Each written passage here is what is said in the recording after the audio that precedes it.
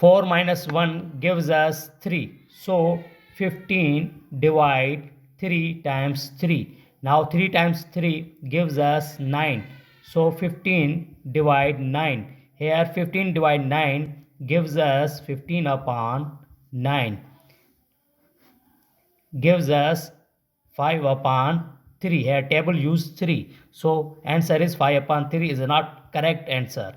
Because according to order of operation, first we do parenthesis, then exponent, then multiplication or division, then multiplication or division, finally addition or subtraction. Remember that in multiplication and division have a equal priority and we work from left to right. Same applies addition and subtraction. In this expression, here is the parenthesis, inside the parenthesis subtraction. So first we do parenthesis. 15 divide 3 times 4 minus 1 gives us 3. Now we do first division, then multiplication. We follow PEMDAS.